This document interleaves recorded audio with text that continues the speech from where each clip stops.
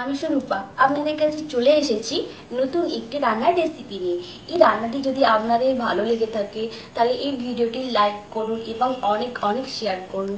আর হ্যাঁ, এই চ্যানেলটা সাবস্ক্রাইব করতে যেন ভুলবেন না।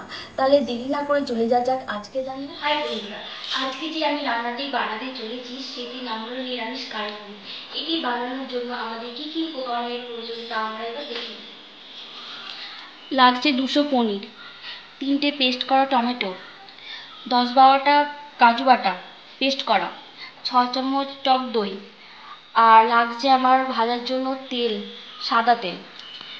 লাগছে এখানে 3টে কাঁচা লঙ্কা, 1/2 চামচ জিরে পাউডার, 1/2 চামচ লঙ্কা গুঁড়ো পাউডার, 1 চামচ হলুদ গুঁড়ো পাউডার, আর 2টো ডালচিনি, আর 3টে এলাচ। এলাচটা আমি এখানে ফাটিয়ে নিয়েছি।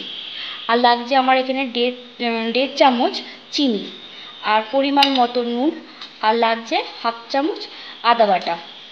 এবার আমরা প্রথমে একটু নুন পনিরে আর একটু হলুদ পনিরে দিয়ে মাখিয়ে নেব।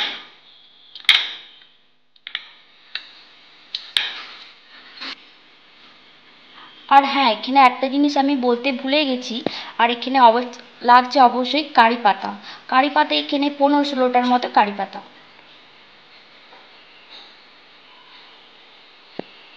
এবার আমি কড়াতে অল্প তেল দিয়ে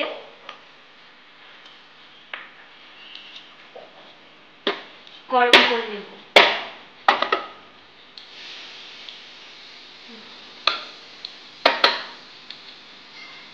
এবার তেলটা গরম হয়ে যাওয়ার পর এতে পনিরগুলো দিয়ে দেব।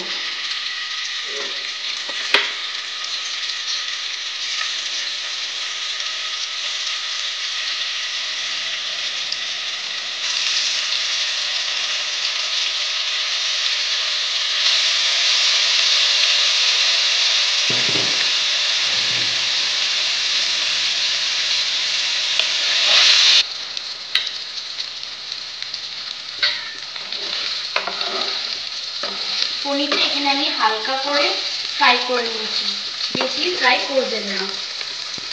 আস্তে আস্তে পনিরটা তুলে নেবে।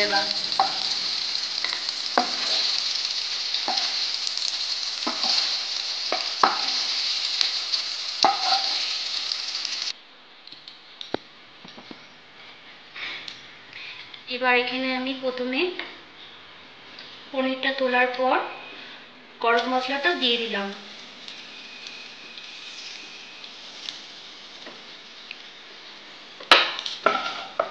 তার সাথে সাথে কারি পাতাগুলো দিয়ে দিলাম।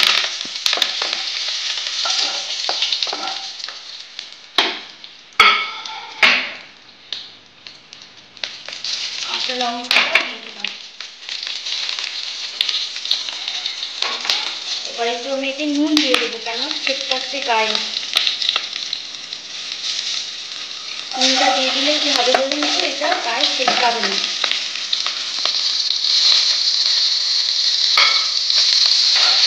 এবার আমি এতে আদা বাটাটা দিয়ে দেবো।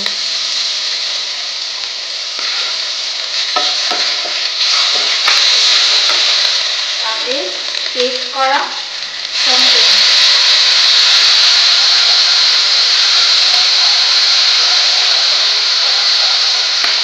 ভালো করে নাড়াচাড়া করব।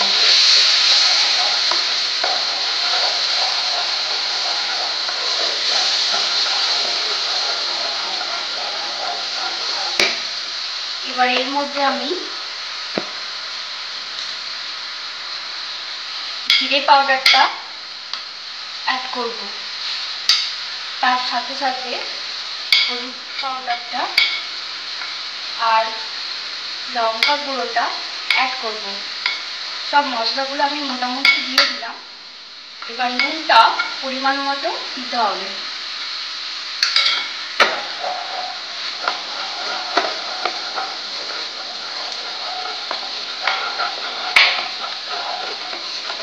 দেখুন, খুব ভালো করে জিনিসটা কষতে হবে যাতে গায়ে গায়ে টমেটোটা লেগে যায়।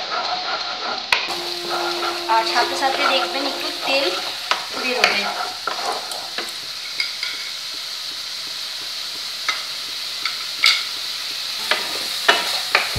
কিছুটা গায়ে গায়ে মোটামুটি লেগেই এসেছে। দেখুন এতে আমার আর একটু তেল লাগবে, দিয়ে দিলাম। তেলটা আপনারা একটু বুঝেই দেবেন, কেন আমি না প্রথমে কম দিয়েছিলাম, সেই জন্য আবার ডবল করে দিতে হবে।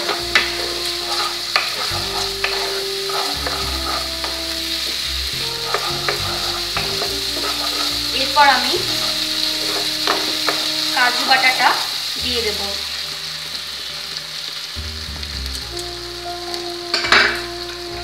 আর টক দইটাও দিয়ে দেব। টক দইটা ভালো করে ফেটিয়ে নেবেন, কিন্তু বারবার বলছি।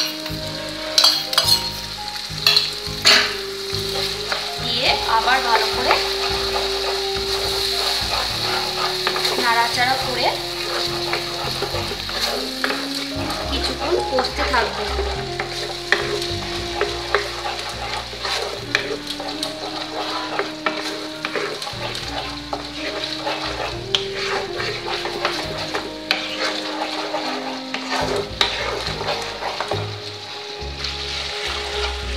দেখুন আমি ভালো করে এটা নাড়াচাড়া করছি। এখনো নাড়াচাড়া করার পর এতে চিনিটা দিয়ে দেবো। চিনিটা আপনাদের টেস্ট অনুযায়ী নেবেন, কিন্তু বারবার বলছি, কেউ কম খায় বা কেউ বেশি খায়। আমরা বেশিই খাই,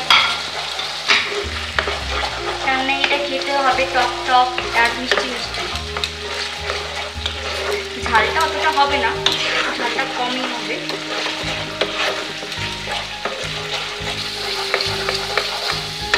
দেখুন এবার দেখে মনে হচ্ছে আস্তে আস্তে গায়ে তেলা তেলা মতো তেল বেরোচ্ছে। আরও একটু কষিয়ে নাড়াচাড়া করবো আমি।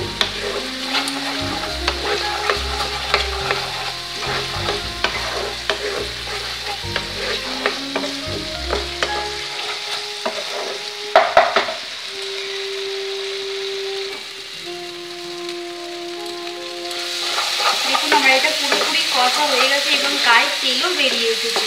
এবার আমি এটাতে জল দিয়ে দেবো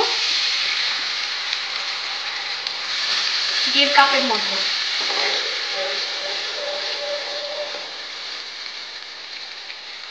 1 কাপ বা 2 কাপ দিলেও হবে, অসুবিধা নেই, কেননা এটা ফুটবে।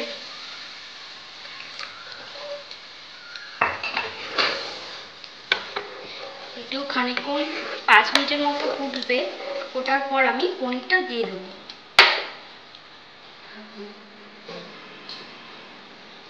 5 মিনিটের মতো আমি এটা ফুটতে দেবো, তারপর আমি পনিরটা দিয়ে আবার ফুটতে দেবো।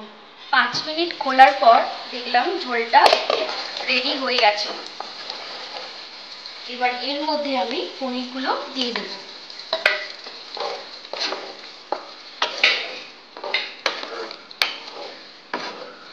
দিয়ে 2-3 মিনিটের মতো 3 মিনিটের মতো আবার চাপা দিয়ে রেখে দেবো একদম মিডিয়াম টেম্পারেচারে।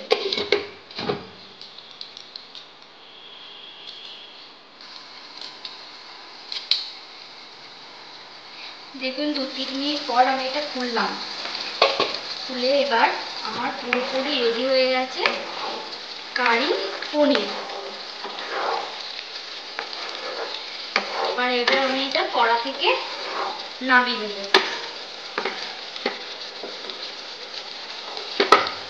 গ্যাস বন্ধ করলাম।